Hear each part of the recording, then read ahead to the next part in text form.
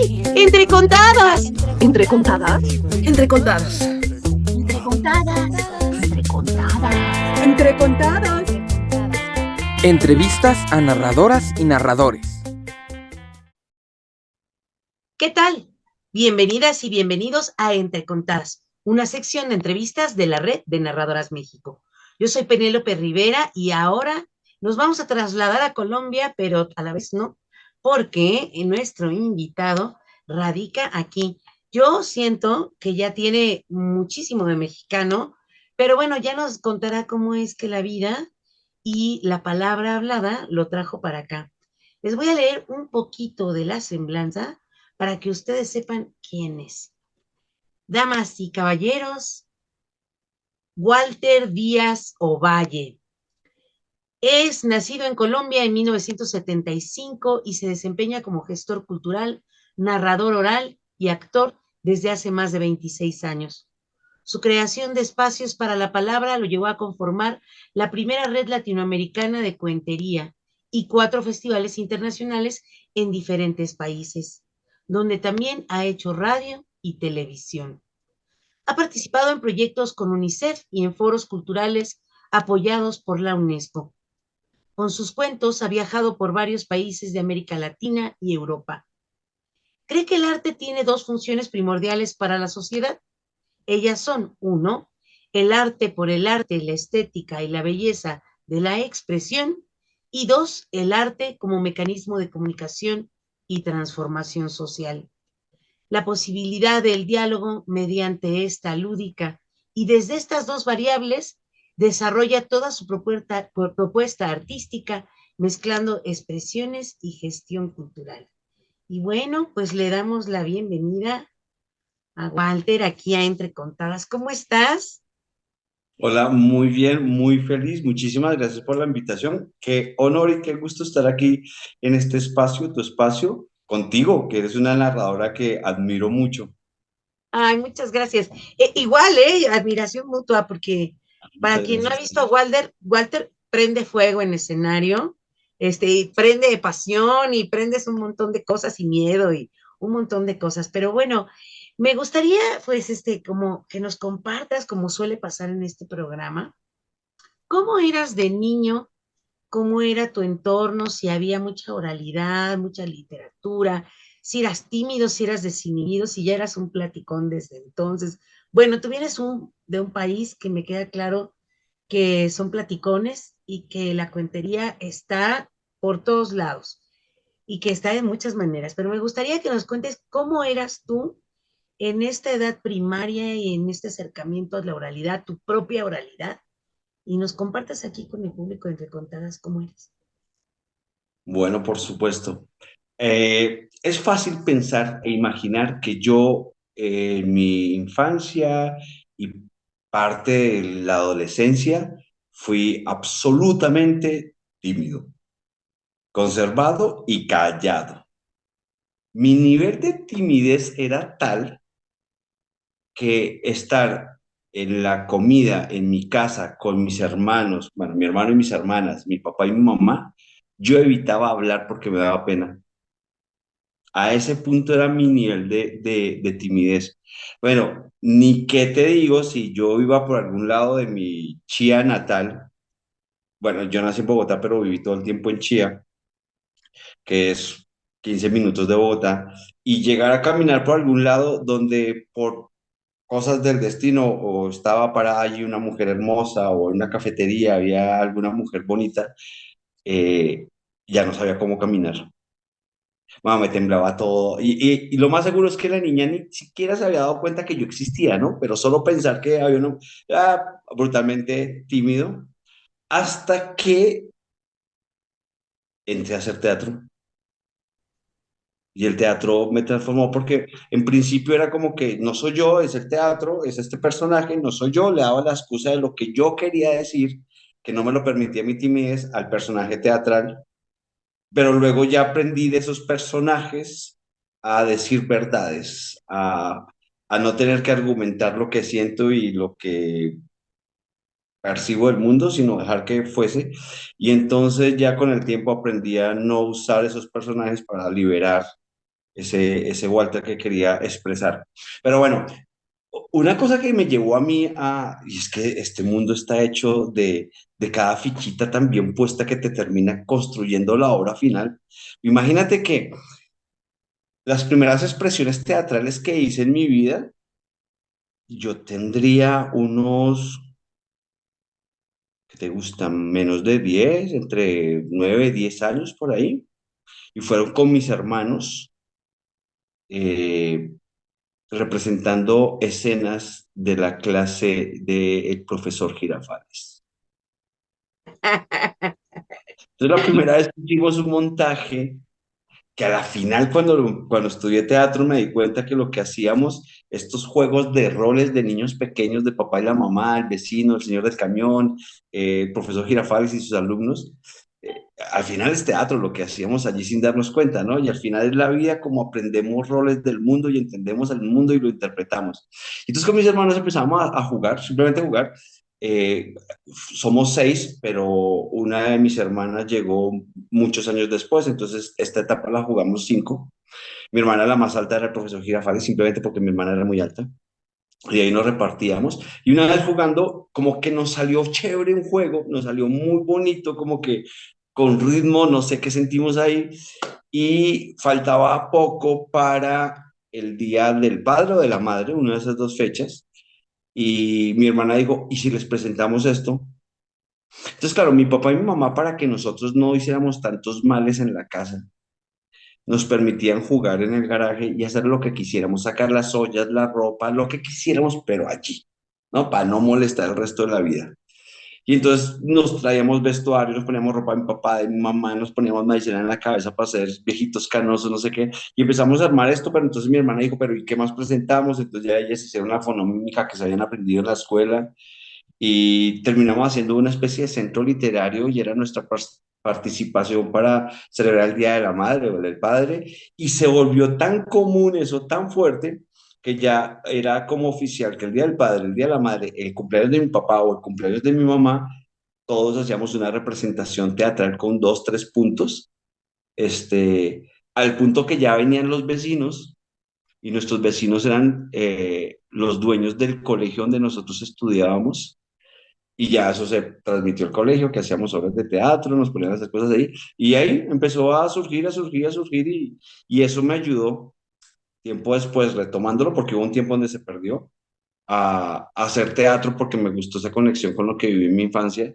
Y el teatro me ayudó a liberar esa timidez. Sí, era bastante tímido, pero fue el arte increíblemente que me llevó.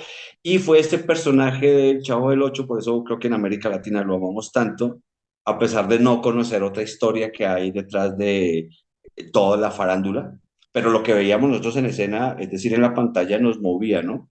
Y a partir de ese personaje empecé a hacer eso y hoy vivo en esa tierra mexicana de creaciones haciendo lo mío. No creo que sea casual. Tuve la fortuna de vivir en varios países y mi plan era 2 años por cada país y aquí la cuenta me falló por 12 13 años. Pues enhorabuena, oye, fíjate, ahorita que decías, me vino a la mente como la importancia, no solamente de ese juego que es muy teatralizado y muy dramatizado en la niñez, sino esta convicción de a que tú eras esto y a que tú eras el otro y poder ser otra persona, como tú lo decías. Y qué importante es hacer teatro en la niñez, porque cómo capitaliza, si dices que eras tímido, aunque primero era en casa y luego se fue expandiendo, te transformó, ¿no? Te dio esas capacidades de desarrollar, pues obviamente desinhibirte, la palabra y todo eso. Pero entonces después tú eliges el teatro. Cuéntanos. Muchos años después, mira que yo quedé con eso, algo en el colegio en primaria. Mi papá un buen día decidió con mi mamá que yo debería estudiar en un seminario, familia católica, pero no al punto de querer tener un sacerdote en casa, por supuesto que no. Y yo ya era, entrando en la adolescencia, era todavía más, o ni siquiera estoy hablando al final de primaria y ya empecé a ser más tímido porque empecé a dejarme llenar de temores, qué sé yo. Bueno, y propuso que estudiara en un seminario. y me fui a un seminario interno. Tenía visita cada 8 días y cada 15 tenía salida, que era un fin de semana a casa. Y bueno, eso me chocó muchísimo, me dolía muchísimo porque sentí que me separaban de la casa, ¿por qué? ¿Para qué? Y entonces en el seminario hubo un grupo de teatro y dije, pues yo me meto acá. Y no me metí por hacer teatro, me metí porque era la forma de ignorar, olvidar que estaba interno en un seminario. La experiencia también fue buena, no tuve nada dramático en el seminario, pero yo quería estar en mi casa con mis hermanos y mis padres, ¿no? Entonces, como para olvidar eso sí, la educación con ellos es excelente, todo el día estaba ahí estudiando, o rezando o estudiando, entonces sales súper bien preparado. Pero esos 2 años fue como haciendo, liberándome de ese teatro, tanto que el rector le dice un día a mi padre en una reunión, si su hijo no quiere ser sacerdote, porque obviamente teníamos que decir que queríamos ser sacerdotes para poder ingresar allí, ¿no? Si su hijo no quiere ser sacerdote, no quiere la vida religiosa, entonces piénselo para que haga teatro. Porque logramos hacer una obra de teatro donde yo no era el personaje principal, pero como que desarrollé el personaje de tal forma que terminó siendo el personaje principal en la historia, ¿no? Como que agarró protagonismo y ya fui como muy famoso en el seminario, haciendo esto, ¿no? Metiéndome con el teatro. Luego empecé a hacer otras cosas y aunque me gustaba, yo ya no quería estar en el seminario. A los 2 años ya salí de allí y luego entré obviamente en el grupo de teatro del colegio. Luego empecé a estudiar teatro con gente profesional en Colombia, a hacer teatro, a meterme mucho más en el rollo, hice algo con el Teatro Nacional, aprendí bastante, que entré por casualidad a un grupo profesional porque me contrataron para hacer las máscaras de los personajes y entonces todas las noches donde ensayaban en el centro de Bogotá, yo iba hacia las máscaras, medía, veía con el director si los colores, los tonos, la forma funcionaba. Y faltando 15 días para el estreno de la obra que tenían montada, un actor dijo, ya no quiero hacer más teatro en mi vida, me retiro, muchas gracias. Y todos, no, faltan 15 días, llevamos 2 años trabajando, un año trabajando. Y entonces el tipo estaba enloquecido, ¿qué hago? Yo dije, pues es que yo he visto todos los ensayos, yo me sé los papeles de todos. De tanto que repetí, terminé aprendiéndomelos. Y ese papel, pues obviamente me lo sé. Ya había hecho teatro, entonces tenía experiencia y terminé haciendo teatro con ellos. Y luego empezamos a hacer más obras y este rollo terminó en, yo soy, nos obligaron en cierta forma a tener un personaje de farándula del momento, y entonces eso era un caos porque hoy no puedo ensayar porque tengo fotografía, hoy no puedo ensayar porque tengo firma de autógrafos en tal centro comercial. Entonces la obra no empezó a funcionar, empezó a alentarse por eso y terminamos los montajes que tenía y yo dije, no voy a hacer teatro solo. Por eso nadie me dice que no puede venir porque tiene fotografías o firma autógrafos. Y las horas así me iban a funcionar en el ritmo que yo quería hacer, porque yo lo que quería estar era en escena, por supuesto. Y empecé a escribir historias para mí y a montar, monólogos. Y sin darme cuenta, empecé a romper esa cuarta pared y empecé a romper el formato teatro y terminé siendo narrador. Y fue como un trance de cuando me di cuenta, dije, estoy contando un cuento. Y además me di cuenta que estaba contando un cuento porque un amigo me llamó y me dijo, Walter, tengo un evento, me gustaría que usted me enseñe a contar cuentos como usted los cuenta. Y yo, ah, sí, claro, yo cuento cuentos. Para mí la cabeza era que yo hacía teatro. Y entonces ese trance pues ya me terminó llevando y ahí hace 26 años que decidí no salir. Hoy me preguntaban justo, ¿qué es lo que te motiva para levantarte todos los días? Y yo, es que me encanta contar historias. Me encanta ser cuentero. Por eso me levanto. No sé, no espero el premio, el reconocimiento. Es que me encanta estar ahí en la escena echando la historia al aire. Bueno, y así como que arrancó mi proyecto. Fíjate qué interesante, fue como un paso muy orgánico por lo que tú mencionas. A veces es un salto muy drástico porque, bueno, pues la narración oral no propiamente técnicamente es como el teatro, pero la teatralidad, y eso para quienes estén en formación, ojo, la teatralidad es indispensable para la escena. Yo siento que le falta teatro a mucha de la narración oral, porque evidentemente pues el manejo de la escena, de la voz, la comprensión del personaje, un montón de herramientas que el teatro da, la proyección de voz y mil cosas. Pues bueno, el teatro lo ofrece, pero no todos los actores se les da la narración oral, porque De, es, acostumbrados a trabajar desde el personaje, ¿no? Sí. De hecho, creo que ha sido la pregunta como muy formal siempre en cualquier foro, es, evidentemente compartimos un área que es las artes escénicas y por lo tanto tenemos un lenguaje común y algunas técnicas comunes y algunas reglas comunes. Pero claro, esto no quiero molestar ni irme hacia ningún lado.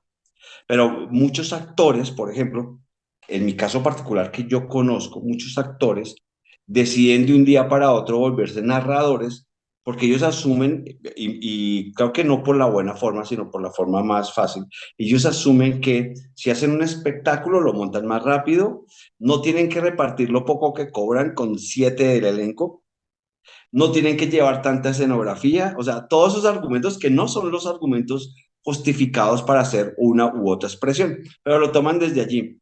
Y entonces empieza la cosa, claro, sí compartimos muchas reglas de juego, sí compartimos muchas técnicas y muchas escuelas, pero en absoluto el narrador es actor o el actor es narrador, porque son dos cosas distintas. Ahora, que un narrador sea también actor es otro cuento, que un actor también sea narrador es otro cuento, pero son reglas distintas, son juegos distintos, son acciones distintas, y para mí, en algún foro concluíamos con esto, que la gran diferencia de hacer teatro y hacer narración es que en el teatro represento la historia, en la narración presento la historia.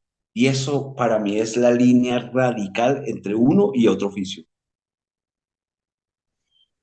Muchas gracias por compartir esto, porque fíjate que creo que es algo que no queda como muy claro, sobre todo no a los narradores, sino que a los actores.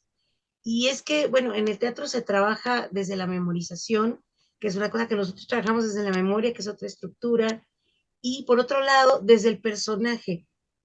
Aunque yo he visto a narradores que trabajan desde el personaje, que me gusta bastante el trabajo, pero bueno, están contando en personaje. Y bueno, todo tiene que coincidir ahí con el vestuario y con la caracterización que tengan. Y les cuesta trabajo salirse cuando en realidad, pues en la narración oral, tú puedes pasar de un personaje a otro, de un ambiente a otro, de una historia a otra, de forma muy radical, sin tener una línea en común entre los cuentos. Y el cuento en sí mismo va a funcionar, ¿no? Va a ser poderoso, porque como lo acabas de decir, se presenta el cuento, ¿no? Se presenta tal Sí, cual. total. Oye, pues qué interesante que hayas pasado así de forma orgánica. Y entonces después tú dejas el teatro o empezaste a hacer, seguiste haciendo teatro y narración o sigues haciendo teatro y narración. Cuéntanos ahí por dónde te ha llevado el camino. Mira, es que hay cosas que cuando tú pruebas el pastel de chocolate no lo puedes dejar. Y entonces, aunque la narración empezó a copar todo mi tiempo y la energía, porque ya entré en un punto donde empecé a ser un poco conocido por mi trabajo en mi sociedad, en mi grupo, en mi ciudad. Empecé a darme cuenta que tenía que tener un compromiso mucho más claro con esto, entonces me empecé a estudiar mucho más. Empecé a profundizar y a entender qué era esto de la narración y me clavé a estudiarlo con juicio, a teorizar bastante sobre el tema y a practicarlo, por supuesto, ¿no? Y entonces, en ese qué hacer, empecé a descubrir pues otros caminos, otras posibilidades que daba la narración como tal, y eso me ubicó tiempo, energía, dedicación y por supuesto un poco de abandono al teatro, dejé de participar en festivales donde yo iba, empecé a dejar de hacer cosas que ya asumía dentro de mi carrera y ese día tuve como ese sentón frente a mí a decirme, bueno, ¿y qué vas a hacer? Que no significa dejar de hacer, pero significa eh, dediquémonos a un Dios, ¿no? Dediquémonos a un Dios sin perder los otros, sin ignorar los otros. Y fue como que empezaron a caminarme hacia el lado de la narración y mi vida empezó a proyectarse por ahí.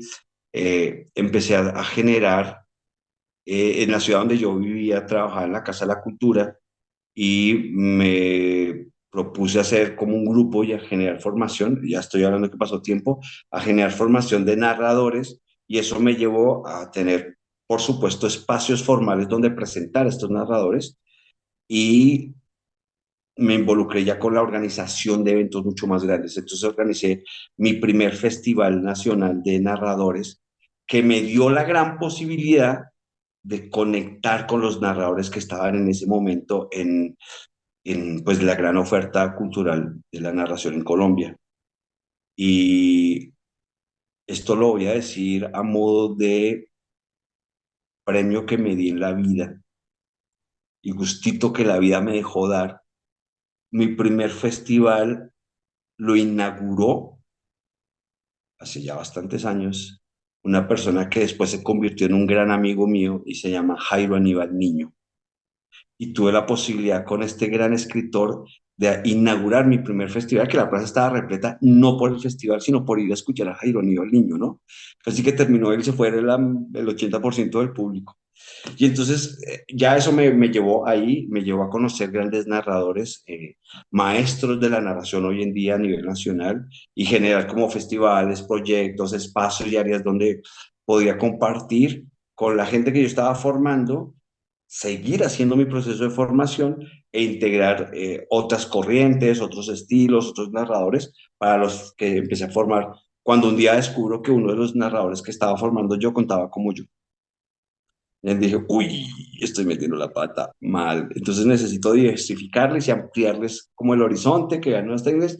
Y ahí hice una escuela de narración oral, donde internamos a los estudiantes durante fines de semana y venían varios narradores a dar áreas específicas del proceso que consideramos en ese momento podía ser como una buena escuela de formación. Bueno, de ahí empezó el camino, empecé a conocer. eh, Considero que en la vida y en la vida de los artistas tienes dos tipos de público. Uno, tus amigos, aunque no los conozcas. Dos, tus enemigos. Tus enemigos nunca te van a pagar un boleto y nunca te van a aplaudir con gusto. Tus amigos esperemos que sí. Y si no, hay que educar a los amigos a que paguen un boleto por ti.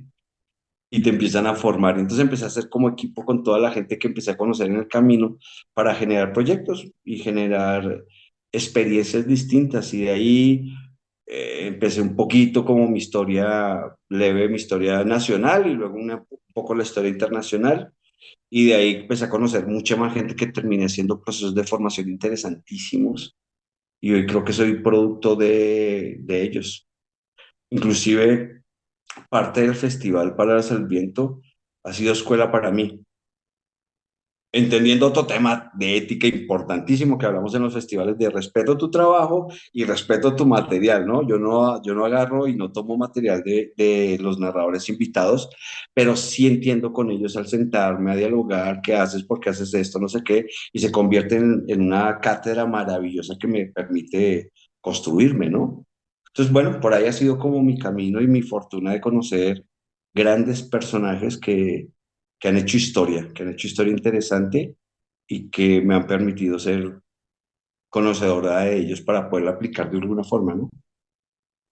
Fíjate, bueno, tocaste un montón de temas bien importantes, pero este último que hablabas de la retroalimentación que da ver a otros colegas de otros lugares, de otras regiones, con sus técnicas, con su material propio. Evidentemente, como le acabas de decir, obviamente es ni cuento como ellos, ni cuento lo que ellos cuentan, construyo mi propio repertorio. Ahorita platicamos de eso, porque me gustaría que tú nos compartas cómo le haces tú en tu proceso. Pero bueno, me parece bien interesante que es un oficio en el que no importa qué edad tengamos, siempre hay algo que aprender, algo que explorar y algo que retomar, no propiamente de apropiárselo ni de fusilarlo, ¿no? Ni de quedarse con eso, sino que sí es material de inspiración mirar a otras personas. Es súper retroalimentador. Y bueno, cuando nos toca ver en los festivales, yo siento que es como un momento muy grato, no solamente como la experiencia del público y la experiencia en sí del festival, y ahorita lo platicaremos como de gestor a gestor, sino como en esta posibilidad de tener un montón de colegas de hartos lugares contando historias a su manera, ¿no? Que es muy, muy grato, muy retroalimentador, muy retroalimentador. Pero, ¿te parece que ahorita igual pues continuamos con tu yo gestor, que está muy, muy interesante, pero ¿nos compartes un cuento? Por supuesto que sí, yo encantado. Voy a arrancar con una parte de una historia. Hay historias de historias, hay historias que te mueven mucho y que te marcan mucho y que son contadas en buenos momentos. Y hay historias que simplemente fluyen. Y es que yo empecé con esto porque ya les dije que yo soy de Chía. Bueno, de Bogotá, pero vivo a 15 minutos de Bogotá, en Chía. Chía que para ustedes en México es la semillita esta que toman muy rica en agüita. Pero para nosotros en Colombia, Chía en lengua muisca es luna. Porque dicen que en mi pueblo, este pueblo indígena se sentó ahí, porque cuando miran hacia el cerro, ahí justo donde se corta esta parte de la cordillera que viene de Bogotá y que vuelve y sube otra vez para seguir hasta Chile, ahí justo en ese pedacito, este pueblo veía todos los ciclos lunares perfectamente. O sea que la gente de Chía es como gente de luna, no lunáticos, es gente de luna. Y es que claro, se supone que en Chía, hace mucho tiempo, nació la diosa Chía. Y cuando ya tuvo edad, subió al cielo para ser testigo de lo que hacían los hombres, para ser cómplice de lo que las mujeres no veían en medio de la oscuridad. Por eso las mujeres saben todo lo que los hombres hacemos y para decirnos cómo tiene que ir el camino. Bueno, en ese pueblo vivió mi abuelo y la verdad, mi abuelo era muy guapo. Eso dice la gente de la época de mi abuelo. Bueno, tan guapo era y dicen que cuando caminaba por las calles de mi pueblo, Chía, las mujeres se quedaban viéndolo. Es que era muy guapo, de verdad. Y lo veían de una forma. Claro, obviamente, estamos hablando de otras épocas, no donde las mujeres se desbocaban para... No, no, no. En esa época que eran mucho más pudorosas. Las mujeres que veían a mi abuelo, lo único que podían hacer por intentar contener tal emoción de ver tan guapo a mi abuelo, era un simple y ya llamativo para aquella época. mm, mi abuelo no le ponía atención porque mi abuelo decidió enamorarse de la mujer más guapa del pueblo, mi abuela, de la cual no pienso hacer ninguna descripción porque es mi abuela. Bueno, el caso es que mi abuelo y mi abuela decidieron pues hacer lo que hacen los hombres y las mujeres cuando se aman, casarse y amarse. Y tanto se amaron que mi abuela decidió mostrar ese amor con 6 hermosos hijos. Bueno, dicen que solo uno era muy hermoso y el resto, mis tíos, estaban bien, pero uno en particular, dicen que era guapísimo. Estaba hablando de mi padre. Dicen que mi padre era tan guapo que cuando caminaba por las calles de Chía, las mujeres le miraban, claro, ya no como se veía en el tiempo de mi abuelo. Esta vez se le acercaban un poco a mi padre y le hacían, "Mm", con esa vocecita que era el grito de, ay, qué hombre más guapo. Pero mi papá no les puso atención a ninguna porque mi papá se enamoró de mi mamá, la mujer más guapa del pueblo. Y mi papá y mi mamá decidieron seguir la tradición familiar. Y la tradición familiar era amarse y traer al mundo nuevos amores. ¿Y qué les digo? Si es evidente. Apenas es obvio. Si mi abuelo, que era el hombre más guapo, logró traer a este mundo a mi padre, un hombre absolutamente guapo, es evidente y claro que mi padre y mi madre hicieron lo mismo y trajeron a mi hermano. Que ese sí es muy guapo. Oye, y es tan guapo mi hermano que cuando pasa por las calles de mi ciudad chía, las mujeres no hacen ni no, las mujeres se abalanzan sobre él y el pobre corre de un lado para otro. Y bueno, esto no tiene mucho que ver con el por qué contaba la historia. Lo que pasa es que esto me recuerda que en mi familia hubo una tradición, y es que una vez al mes los hombres guapos de mi pueblo, o sea, mi abuelo, mi papá y mi hermano, se encerraban en una habitación a contar historias. Y claro, como a mí no me invitaban, pues yo me acercaba a la puerta por el otro lado de la habitación. Y como la puerta quedaba medio abierta, yo me acercaba en silencio y ponía mi oído para cumplir eso de llenarse el alma, de escuchar historias. Así que antes de ser narrador de historias aprendí a ser escucha de historias. Y como que no escuchaba todo, y entonces ahí las historias me quedaban medio torcidas, medio chuecas, no sabía qué estaba pasando, y entonces un buen día, porque no se dan cuenta que yo no era el guapo de la familia, decidí contar una de sus historias. Y ese día, con los pedazos que me faltaban las historias, empecé a inventar, recortar, pegar, armar, y no sé si la historia quedó buena o no. Lo que sí sé es que me sentí tan feliz, tan pleno y absoluto de haberme permitido en un pueblo mágico como el mío, el que decide ver a la diosa Chía para saber qué hacer, el que decide que los hombres y las mujeres se encuentran cuando se ven y se enamoran, armar, pegar, generar historias que a la final hacían feliz a mi corazón. Sí, ese día supe que mi mejor cuento sería contar un cuento. Muchas gracias. Muchas gracias. No abro el micrófono, pero yo estaba botada de la risa, ¿eh? Oye, pues qué bien, muchas gracias por compartirnos. Híjole, pues siempre contar en primera persona tiene su reto, se te da a ti muy, muy bien. Ese yo creo que es una de las cosas que se vuelve parte de tu estructura de trabajo. Y ahorita nos platicarás. Pero bueno, como arrancamos con lo de gestor, cuéntame cómo surge esto. Bueno, yo ahorita platicabas un poquito, se da de manera muy orgánica, pero bueno, se te da tu capacidad de liderazgo, me queda clara. Pero ¿cómo decides expandirte e ir más allá y empezar a gestionar pues en otros lugares? Y acá le llamamos sonsacar cuando convidamos a alguien de ser cómplice de algo, ¿no? Puede ser que te sonsaquen para bien o para mal, pero de que te vuelves cómplice y de ahí lo llevas y, bueno, qué pasa? ¿Qué pasó ahí? ¿Cómo fue? Bueno, pues ahorita nos contaste de esta primera experiencia que eras en la Casa de la Cultura y bueno, pues arrancaste ni más ni menos con Jairo Aníbal Niño, pero bueno, cuéntanos cómo te llevó la vida a volverte gestor, que también es súper creativo. Mira que mi padre, que es médico, yo creo que él soñó que yo fuera médico. Es más, yo creo que me hicieron pensando que iban a ser un médico. No me imagino el momento, pero sí me imagino la intención.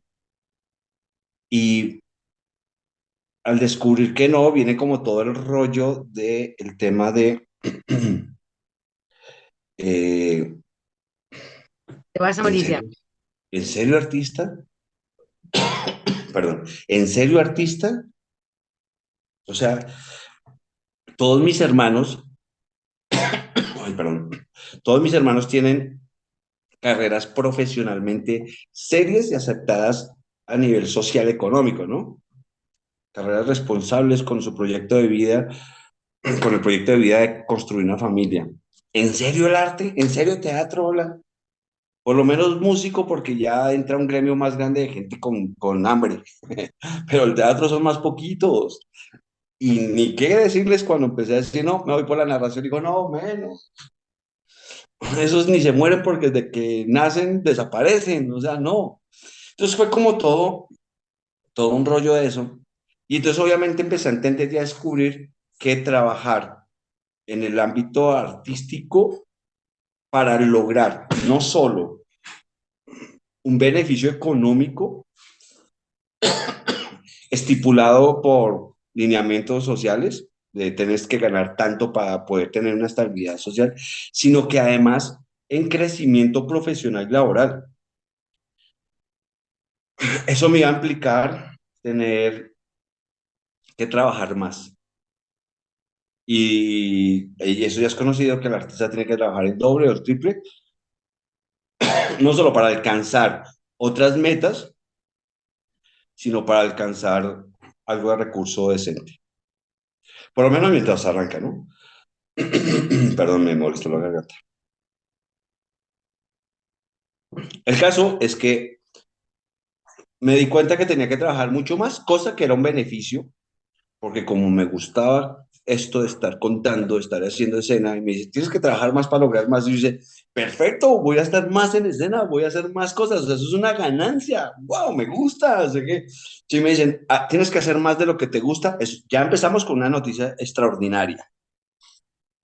Y lo segundo, que tienes que contactar y tener las palancas necesarias para poder crecer. Y ahí fue donde entró el foquito y dije, esto es muy complicado, no solo porque es competitivo, que eso es bueno, sino porque hay otras condiciones que no te permiten avanzar. Entonces dije, ¿y si yo me convierto en la mejor palanca para mí? Es decir, si no voy a buscar espacios donde ya están construidos, sino yo construyo el espacio para poder entrar. Ah, genial. Y si además lo hago con un equipo de gente que también quiere tener ese espacio, pues somos más aprovechando el espacio y es más fácil hacerlo. Desde ahí empezó como esa inquietud de empezar a construir y empezar a hacer gestión, que al final es eso, ¿no? Gestión cultural, no solo para crear espacios a otros o crear espacios para mí, sino para crear un ambiente, un medio, un clima favorable para los que vivimos en ese espacio, ¿no? Creo que uno de los logros interesantes que yo logré en la vida, bueno, por supuesto en el camino estudié gestión cultural, pero uno de los espacios que yo logré interesante en mi vida, y creo que es uno de los proyectos más bonitos que he hecho, fue construir, bueno, primero diseñar, armar, ir buscando uno por uno quién sería el equipo, pero construir la red latinoamericana de cuentería. Esto fue hace 20 años, un poco más creo, por ahí, y la hice con amigos. Y el fundamento de la red latinoamericana de cuentería era buscar espacios y grupos de narración que estuviesen afines a la filosofía de ese proyecto que se estaba armando conjuntamente, donde funcionaba como una red. Yo en mi espacio lo ofrezco y lo abro para que vengas tú.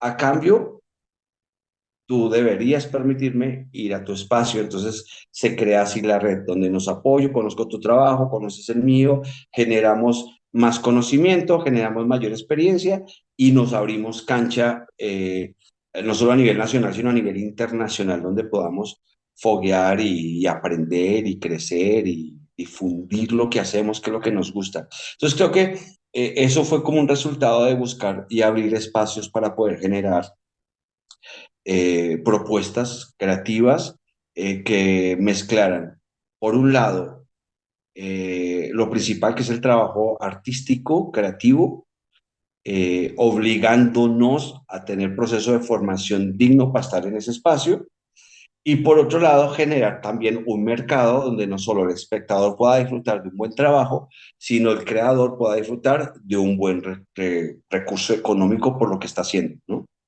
Eh, Entendiendo obviamente que en ciertas circunstancias el recurso no es el que se espera, pero se puede generar algo que genere recurso para que luego siga la cadenita y ya se pueda vender mejor y qué sé yo, ¿no? Entonces, creo que de ahí empezó como todo el rollo de crear mis propias posibilidades laborales, armar esos circuitos.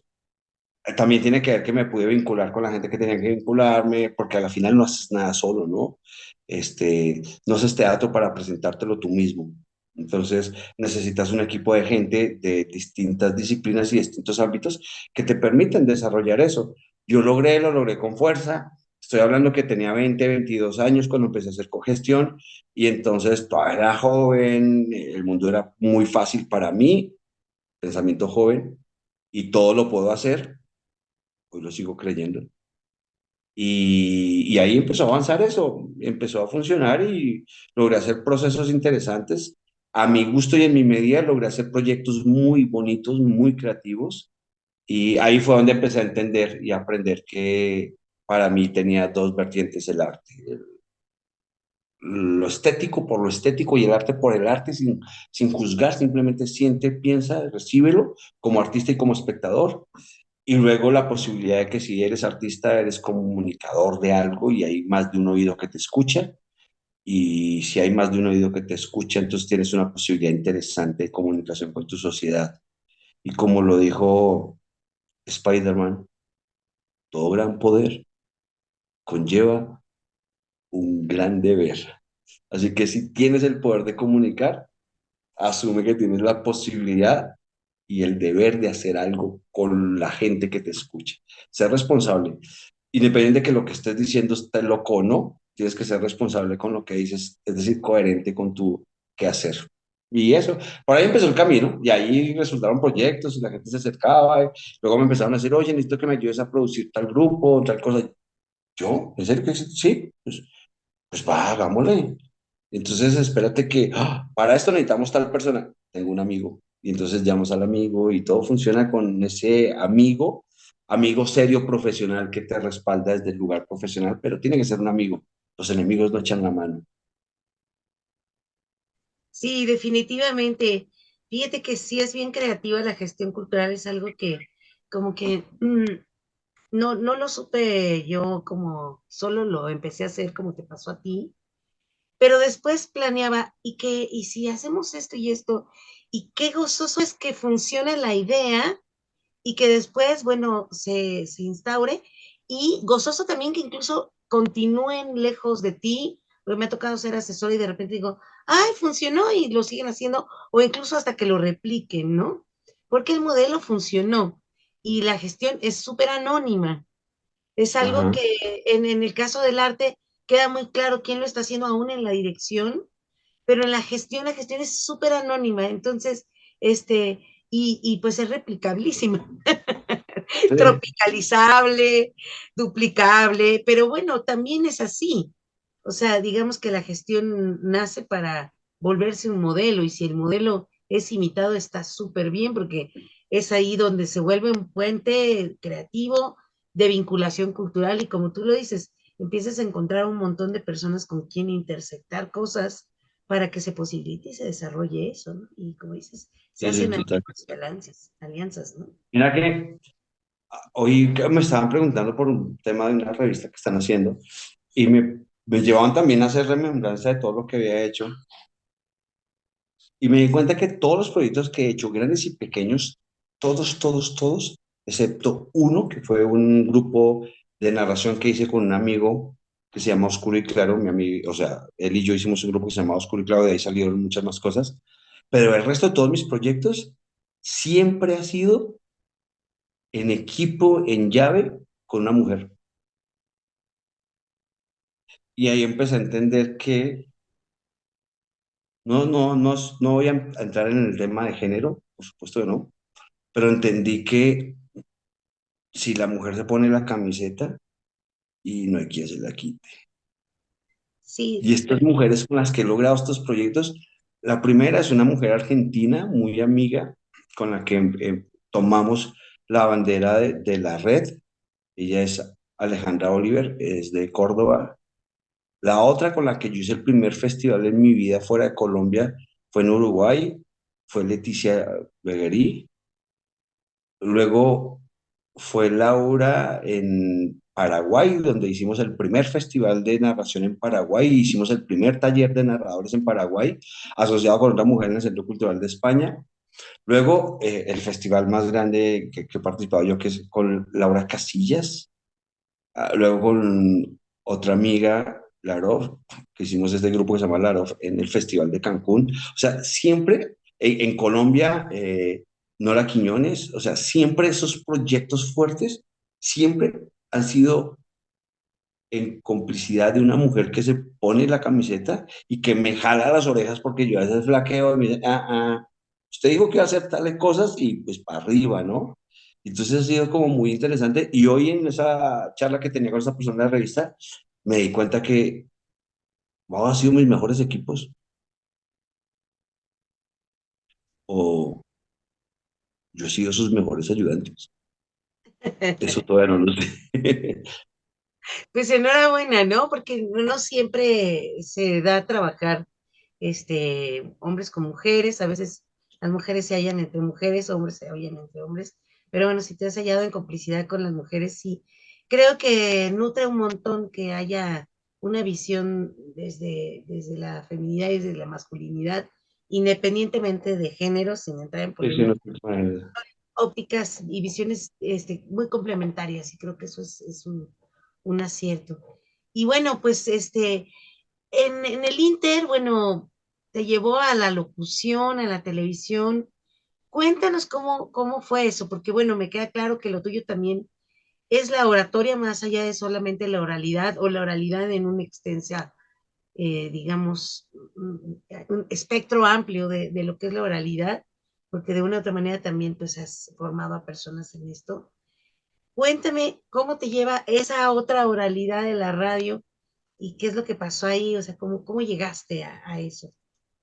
es que es tan mágico esto de la radio, es alucinante. La primera vez que hice radio de verdad fue en Colombia, exactamente. Yo dirigía la Sociedad de los Poetas, que fue uno de los proyectos que tenía que yo desarrollar como parte de mi área de literatura en la Casa de la Cultura. A un punto que llegamos a publicar 2 libros, teníamos tertulia una vez a la semana, logramos reunir más de 80 poetas. Participamos en muchos eventos, tuvimos hasta premio por el Ministerio de Cultura como una de las sociedades más fuertes de poesía en Colombia. Y todas las semanas preparábamos un programa de radio y era tertulia literaria, lo hacíamos una vez a la semana. Durante 3 años tuvimos programa al aire con poesía, que era muy loco porque pues decíamos, pues nos escucharán nuestras mamás, ¿no? Porque pues que tanta gente escucha poesía, pero el programa se logró sostener 3 años. Luego me voy a vivir a Uruguay y en Uruguay, ya como narrador, entro a hacer un programa de historias que tenía un poquito con el tema de terror en El Espectador, una radio muy fuerte de Uruguay. Hago unas entrevistas ahí y luego estoy en la Radio Sodre, se llamaba, en Uruguay, haciendo un programa más o menos constante, que era el programa de otra persona, pero estaba ahí invitada. Luego televisión empecé a hacer, hice 2, 3 cositas por un amigo que hacía teatro en Colombia, hice 2, 3 cositas ahí como más como extra, con un personaje un poquito más importante que extra, en televisión nacional. Y en Uruguay me invitan a contar historias dentro del programa que se llama Voces Anónimas y que aún funciona mucho, se ve mucho por YouTube. Y es un programa donde cuenta historias y leyendas que tienen que ver con esa cosa del terror.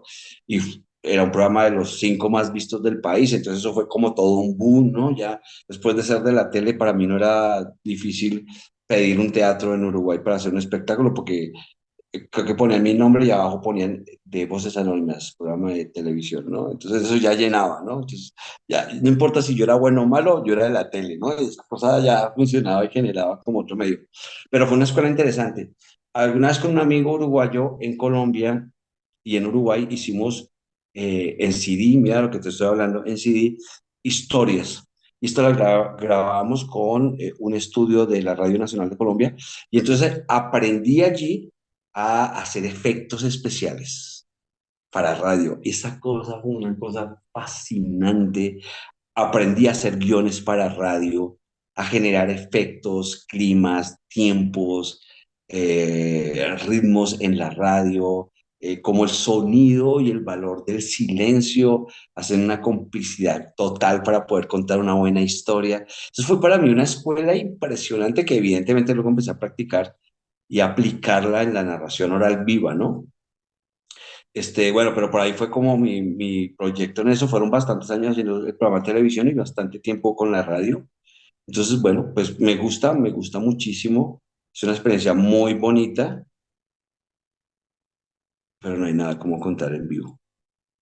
Definitivamente, no, la relación con el público, el manejo de la energía, insustituible completamente, ¿no? Pero bueno, lo acabas de decir tú, como es un capital de conocimiento distinto que te abona y se te nota en escena, ¿no? Que abona esto de que tengas como conciencia del ritmo desde la voz únicamente siendo escuchada y el disfrute de la voz misma, porque creo que hay algo muy grato en la narración oral, es que nos pueden escuchar los ciegos y disfrutarlo con mucha intensidad, como los que ven.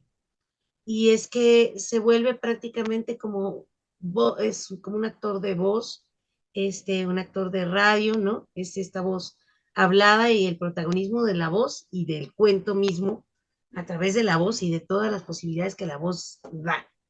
Que eso, uff, creo que es súper ilimitado y siempre como de seguirse explorando, porque a veces uno encuentra cosas y luego dices, wow, ¿no? Creo que puede hacer esto otro y además que, bueno, pues en vivo, como tú lo decías, si grabada la voz es muy agradable, la historia, probablemente los contenidos muy buenos, y te puede llevar a muchas cosas de sensaciones, pero en vivo, pues la resonancia misma del cuerpo ¡puf! Se expande, ¿no? Se vuelve completamente expansiva. Y bueno, ahora me voy a pasar un poco para que nos cuentes, salió el tema del terror. ¿Cuál es tu género o tus géneros que más te gusta? Y bueno, ¿qué públicos te gustan más o qué te gusta en cada público? Porque bueno, a veces tenemos pues como una afición por un público porque ahí nos sentimos muy bien, pero el disfrute de otros públicos también tiene sus retos y es muy grato.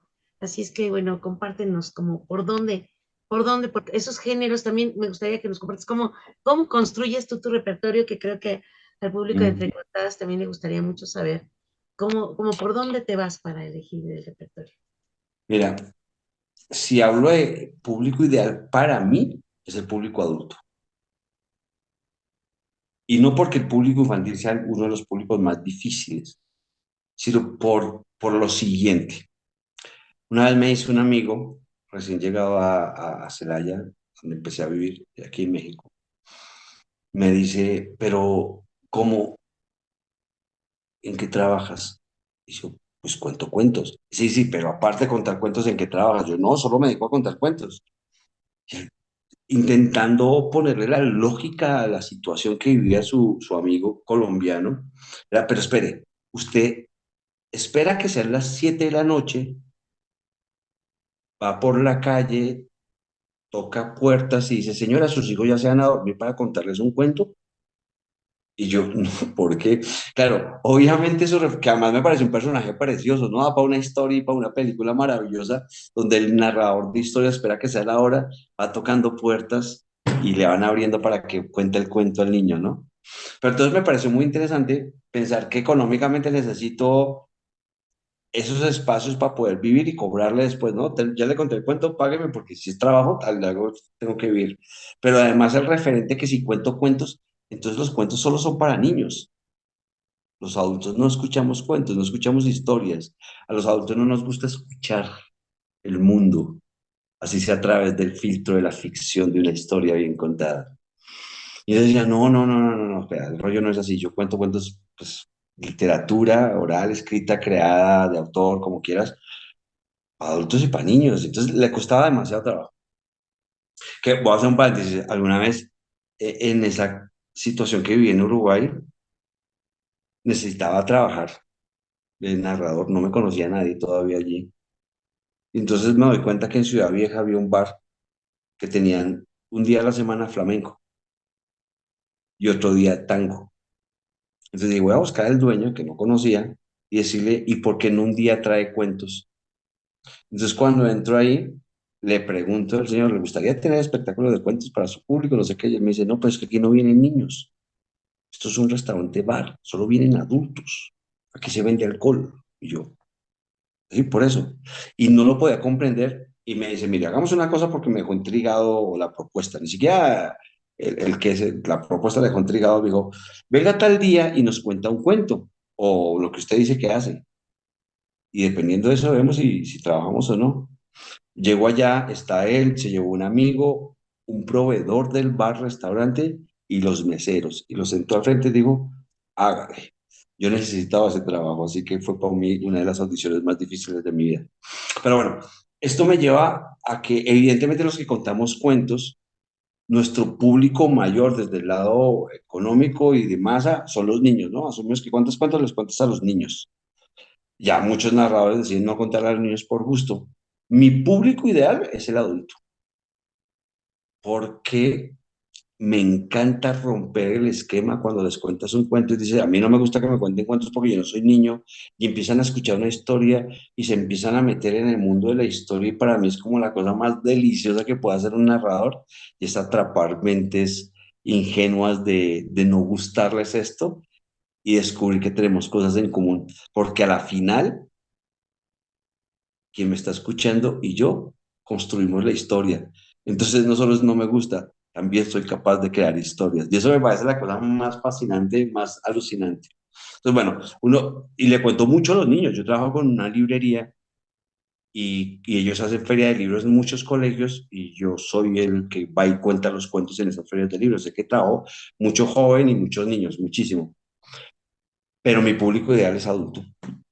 Ahora, temas por el programa de televisión y muchas cosas terminé contando muchas historias de terror, pero no es como lo que más me alucina.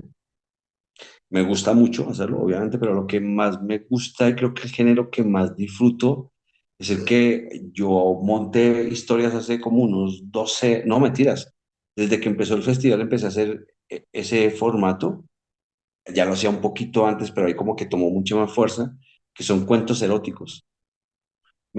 Por eso cuento en primera persona y ahí tiene que ver algo con ese rollo.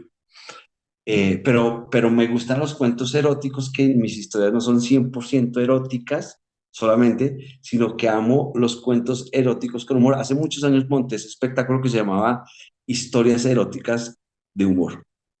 Y es que mis personajes se salían de el James Bond, ¿no? Que defiende el mundo con una navaja y al final termina con la mujer más guapa, buena o mala en la película, pero era la más guapa, ¿no? No importa si era la buena o la mala. Y el hombre ni se despeinaba y una botella de vino. Y tomaba una copa de vino y pasaba todo el espectáculo de un hombre como James Bond. Ese primero, si yo tomo vino en una historia así que voy a estar con una chica, el vino a mí me duerme y me baja todo, el ánimo, la conciencia, todo me lo, o sea, no puedo. Segundo, yo me despeino fácil. Y tercero, no sé hacer nada con una navaja. Entonces me di cuenta que mis historias eróticas no podían ser del tipo James Bond. Mis historias eróticas tenían que ser del tipo ser humano que cuando empieza a sentir, su cuerpo empieza a enloquecer y hasta es torpe, y hasta es inocente con la vida, y hasta se pone nervioso por querer vivir. Entonces no le sale las cosas como las planea y como las desea. Sale las cosas como cuando se une con quien se tiene que unir para que salga. De esa forma, torpe, maravillosa, inteligente y bruta.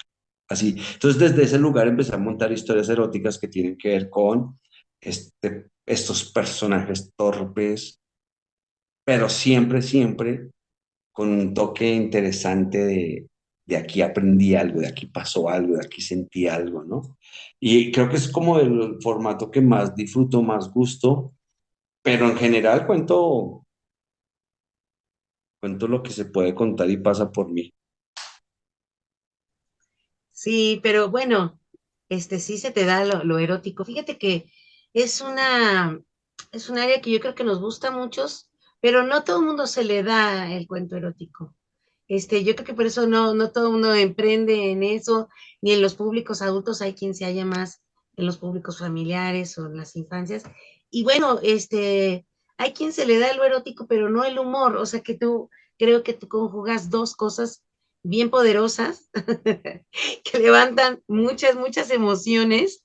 Energéticamente hablando, también hay mucho de lo que se sacude cuando uno te ve en escena, porque tiene que ver con esas dos cosas, porque la risa es poderosa y bueno, lo otro que apela a nuestra imaginación y a nuestras hormonas y a nuestra química que ahí mismo se activa, porque aunque no nadie lo va a aceptar, que escuchar le pone, definitivamente hay una reacción, ¿no? Entonces también el público ofrece un montón energéticamente hablando, ¿no? Totalmente. Además, en ese tema del erotismo, aquí donde me ves, yo tengo demasiadas historias vividas para contar, de humor, o sea, de las torpes, ¿no? De las exitosas sí son muy poquitas, Pues las torpes tengo muchísimas, entonces de ahí tengo material para correr. Si me pusiera a contar solo historias eróticas completas con el erotismo estético que tiene inclusive la poesía, creo que dos cuentitos y se me acaba el cuento, ¿no? Digamos, las historias de los seres humanos que queremos amar, que queremos ser esos galanes, esas princesas, esos genios del arte del amor y que no se nos da, pero al final funciona porque es el amor el que funciona allí. De esas sí tengo muchas, muchas. Entonces me inspiro obviamente en historias mías y me inspiro en historias creadas y en historias contadas y en historias imaginadas, ¿no? Desde ahí sale todo eso, y genera ese vínculo. Decía lo de la primera persona porque una vez en un festival en Monterrey me decían, es que contar en primera persona rompe un poco la escuela que propone inclusive Garzón de esa distancia con la historia, porque soy el narrador y tengo que saber todo lo que pasa alrededor para poder contarla completa. Y yo decía que, bueno, la particularidad es que la historia tuvo que haber pasado, ¿no? Para contar, yo hice no sé qué y se pueda narrar, porque lo siguiente, aunque es narrable, es sujeto al futuro y entonces no ha pasado, y tiene un esquema con la estructura literaria.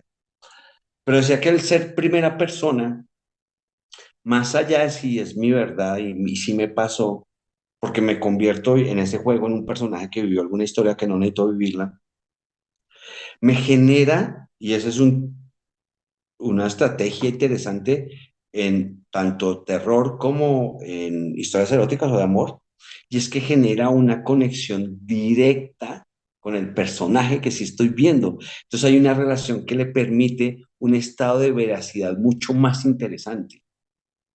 Y eso es un punto que da en este lenguaje ficticio de la literatura, el toque de la excusa que hacemos el narrador y el escucha de ese acto cómplice de lo que está pasando que es verdad. Y cuando termine, volvemos a nuestro mundo real. Eso nos permite esa primera persona que tiene el peligro de que se confunda y diga, pero aquí algo no funciona, ¿cómo que te pasó esto y estás hoy acá o qué sé yo, ¿no? Pero es como esa excusa y ese juego donde asumimos que evidentemente el gato con botas habla y usa botas. Y en ese pacto funciona. Cuando termina la historia, sabemos quién es.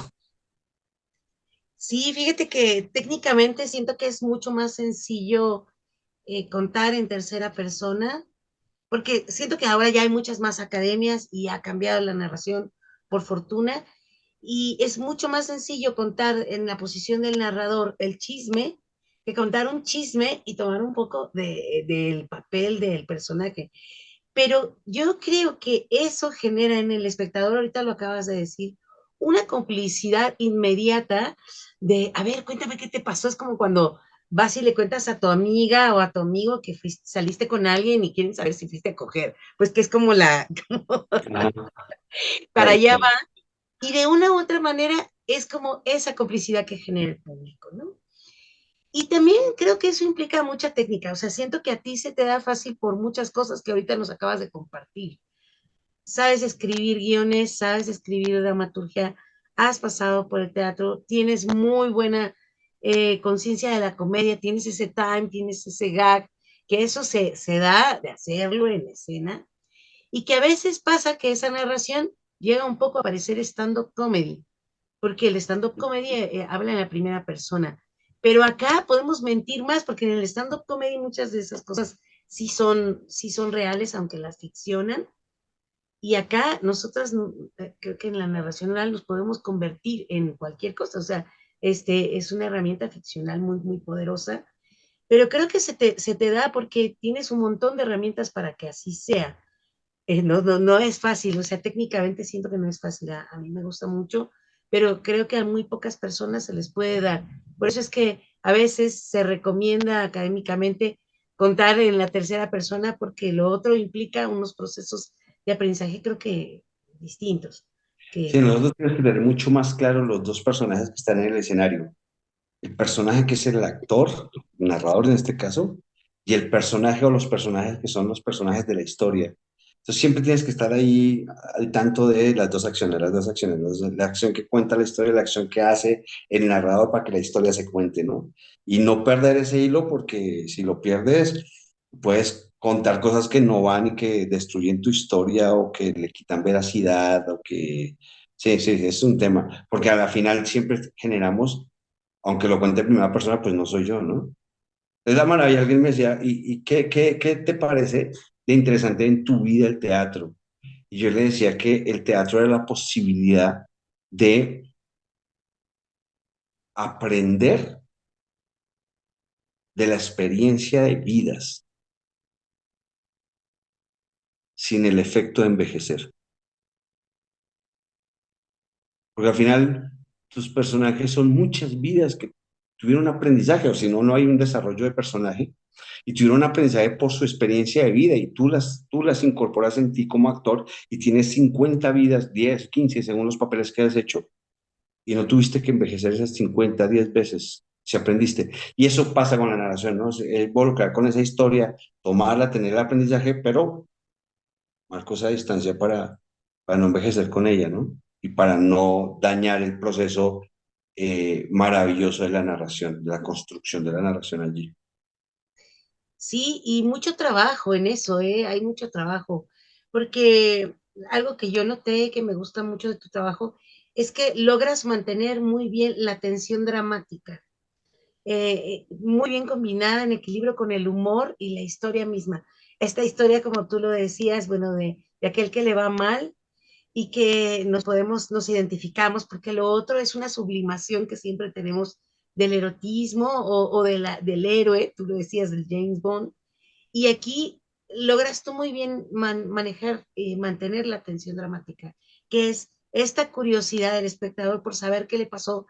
Aunque tú lo estés contando en primera persona, le queda claro que estás contando la historia. Y eso es algo que también es bueno. Incluso si creen que te pasó, también es bueno. Es como que lo lograste, ¿no? Lo lograste. Es cuando logramos esta convicción, ¿no? Se logra esta Ujú. convicción de que el espectador entra en el elemento ficcional al 100. Y después, cuando que empieza a ver que está haciendo como que se creyó la historia, bueno, pero también le gusta saber que le contaron la historia, ¿no? Como regresar a este espacio de la realidad. Muy, muy grato. Oye, bueno, nos podríamos echar aquí 1.000 horas porque está súper lindo lo que nos has compartido. Pero ¿te Gracias, parece Luisa. que nos compartas una historia y luego ya nos despedimos? Perfecto, perfecto. Vamos a contar una historia y vamos a jugar un poquito con... no sé si nos pasa, hay dos cosas que pasan a los narradores cuando no es montaje. Cuando ya es montaje ya tienes armado, ya tienes todo listo. Cuando no es montaje, yo lo hago, me paro frente al público, saludo y ese pretexto es simplemente una excusa para ver la energía que hay en el momento, para ver qué historias cuento. Y es que cuento hoy, ¿no? Y hay otros donde se te empiezan a estrellar en la cabeza 50 historias y espera, ¿cuál de todas estas? No, esta está de hecho, no, pero hoy esta. Y entonces, bueno, creo que hoy estoy viviendo ese momento de tenía historias así para contar, y digo, pero no, y si cuento esta, si cuento la otra. Pero bueno, ahí va. Am, y es que yo cuando salí de Colombia, salí por varias razones, pero una de esas es porque a mí en Colombia, en el amor, siempre me iba muy mal. Yo no era el guapo, pero mal, mal, mal, mal, ¿no? Además que yo le preguntaba a mis amigos cómo hacen para conquistar y ellos me decían, no, pues lo más sencillo es que eh, hables de cualquier cosa, lo que se te ocurra, pero yo pensaba, ¿pero qué les voy a hablar de clima si Bogotá hace frío todo el día? Entonces le digo, lindo clima, para que me conteste, no, aquí hace frío, no, no sabía qué hablar, o sea, fue un caos. Así que un día dije, definitivamente tengo que irme del país, porque yo creo que el problema es que la gente de este país no sabe apreciar la belleza. Entonces me voy a ir a otro país y ahí de pronto se me va bien en el amor. Así que un día me paré sobre el frente de un globo terráqueo, un mapa mundi en globo, dije, le voy a dar vueltas y pongo el dedo y ahí donde quede, allá me voy. Y así lo hice. Claro, tenía mucho dinero yo, porque como nunca me aceptaba ni siquiera tomar un café, entonces todo el dinero que yo ganaba lo tenía que ahorrar a fuerza. Entonces tenía dinero para hacer un viaje, y aquí me voy. Entonces me paré, confiado que iba a conquistar el mundo, le di vueltas al mapa mundi y dije, aquí. ¿Cuál sería mi sorpresa al descubrir que puse el dedo justo sobre Chía? Dije, no, esto tiene que ser una broma. Vamos a intentar otro lugar, no puedo quedarme en la misma casa. Volví a meter y dije, ya esta vez. Y paré y luego salté y luego puse México. Pues vámonos para México. Compré mi pasaje hacia México, estaba feliz, me despedí de mi familia, fue rápido que mi familia se despidió con gusto mío, como que sí, váyase, que la vaya muy bien, no tenía muchas amigas para despedirme, así que no me demoré, me subí, hice mi maleta, estaba en el aeropuerto y sonó el timbre de la voz de la aerolínea mexicana que dijo, pasajeros con destino a México, luego sale su vuelo. Ah, yo dije, ah, todavía tengo tiempo. Luego. Y todo el mundo sabe que en Colombia luego es en un buen tiempo. Pero si te dicen luego es porque es el doble de tiempo. Todavía falta mucho. Algo debe haber pasado con el vuelo. Hasta que una azafata se acercó y me dijo, joven, no escucho que ya dijimos que luego su vuelo. Y yo, pero sí, claro, usted dijo luego. Hasta que logré entender que luego es ya, inmediato. Ya empecé a tener mi primer problema con la cultura mexicana, así que empecé a caminar hacia allá. Pero antes de caminar para abordar mi avión, vi pasar a una mujer. Era espectacular. Tenía un gabán negro con muchos botones que marcaban perfectamente la figura de aquella mujer. Y estoy seguro que no la marcaban porque el gabán estaba hecho a su medida, sino porque el gabán era capaz de ser consciente del cuerpo que estaba cubriendo. Entonces él mismo se pegaba hacia ella para poder disfrutar. Cavani que le daba un poquito más abajo de la rodilla, mostrándole el chamorrito, ese chamorrito que con ese zapato de tacón de puntilla se marcaba de una forma que enloquece. Evidentemente no le pude decir nada, así que seguí caminando mientras ella se dirigía a otro punto. Yo, pues como fui el último, porque no entendí bien lo de luego, subo al avión, cruzo el pasillo y qué sorpresa. Pensé que todo era perfecto en este viaje, cosas del destino, porque justo a mi lado no había nadie. Es decir, que iba a tener las dos sillas para mí, y eso es una bendición para uno que compra un pasaje ahí, sin ser primera clase. Eso sí, cuando estaba caminando por el pasillo, todo el mundo me miraba mal porque el vuelo se podía retrasar, porque yo no, aún no me subía. Así que llegué allí, coloqué mi maleta en la parte de arriba y me senté muy cómodo, rogando al cielo que no hubiese alguien más lento que yo para subir el avión, así que me tocará viajar estirando mis pies plácidamente en las dos sillas. Pero unos segundos más tarde me di cuenta que no tenía esa suerte, tenía otra clase de suerte, porque por el pasillo que se hace entre sillas y sillas de aquel avión, subió la misma hermosa mujer que vi por los pasillos del aeropuerto. Yo con disimulo miré hacia atrás para descubrir si se trataba de otra silla desocupada, que pudiera ser la de ella, porque no podía creer que yo tuviese tanta suerte. Así que cuando descubrí que no había nadie más, sino que era el único puesto desocupado, me senté estirando pecho y mirada fija hacia adelante mientras agradecía al cielo. Sí, sí. Desde el principio este viaje será maravilloso. Ella se paró a un lado del pasillo, uno a uno, frente a mí. A pocos centímetros empezó a quitar cada uno de sus botones.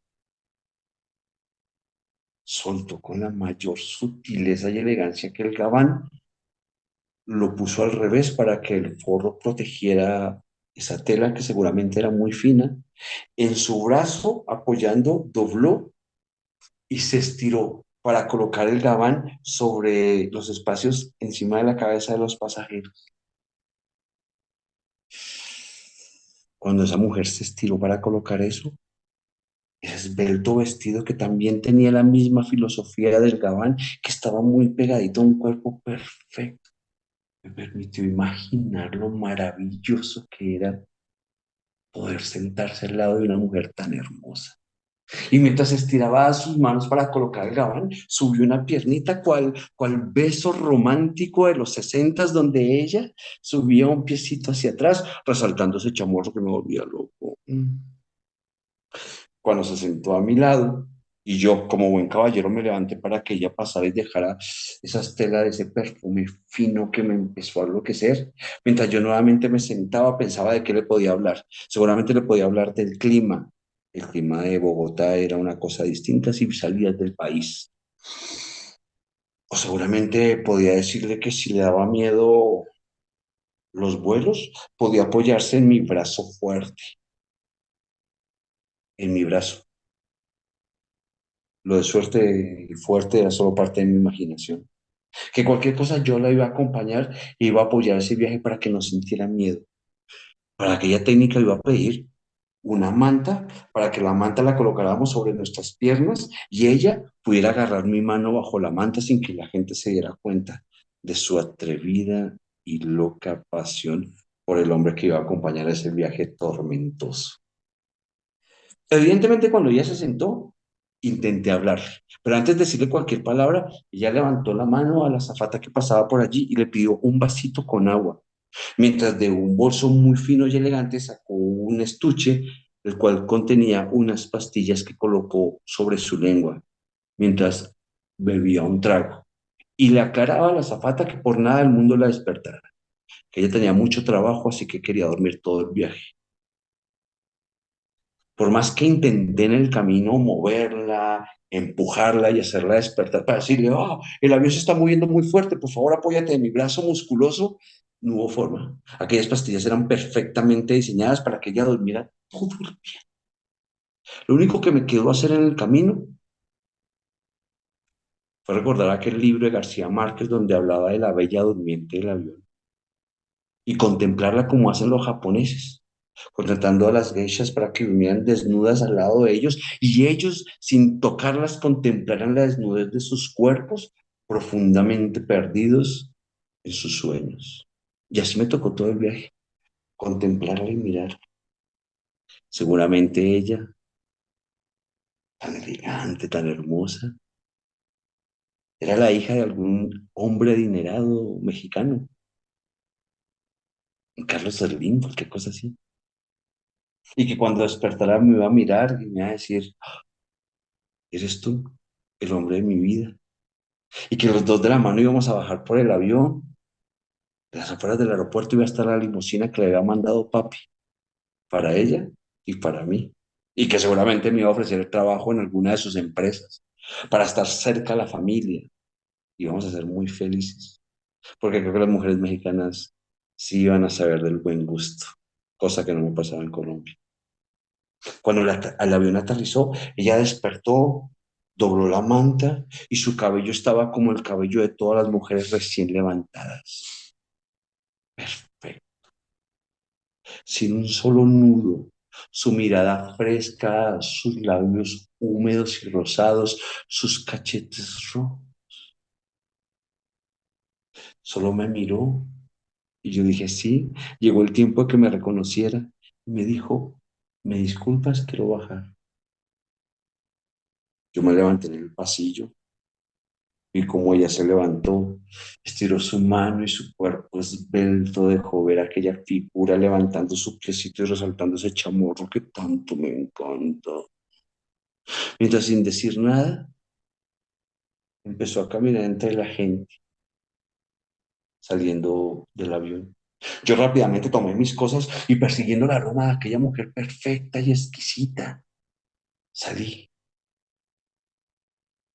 Pero son muchos millones los que tiene México. Así que ella se perdió entre toda esa cantidad de gente que tiene este país. Desde entonces estoy acá, contando cuentos en cada pueblo, en cada esquina, para volver a darle a ella la oportunidad, sí, de que tome este brazo musculoso y no hacerle tal desplante al pobre de Carlitos. Sí. Ah, muchas gracias por compartir la historia. Pues bueno, como siempre, el tiempo se va muy, muy rápido y y bueno, pues gracias por haber compartido un poquito de tu historia personal y cómo llegaste a la narración. Y me gustaría así, muy, muy breve, que me digas qué representa para ti la narración oral en tu vida. Bueno, primero muchísimas gracias por la invitación, un gusto estar acá, un gusto conversar y compartir contigo y bueno, con todos los que nos están escuchando y viendo. Creo que aprendí la regla de oro de la narración. Para ser un buen narrador hay que aprender a escuchar. Y cuando empecé a investigar eso de escuchar, me di cuenta que no es un esfuerzo el escuchar, es una necesidad. ¿Por qué es importante la narración para mí? Porque descubrí que nos da la posibilidad de escucharnos. Y el escucharnos, más allá de que nos convirtamos en los personajes de alguna historia y hagamos catarse con ellos o entendamos qué es lo que nos quiere enseñar esa historia, descubrí que escucharnos nos permite conectarnos y ser equipo, ser hermanos, ser nación, ser pueblo, ser humanos.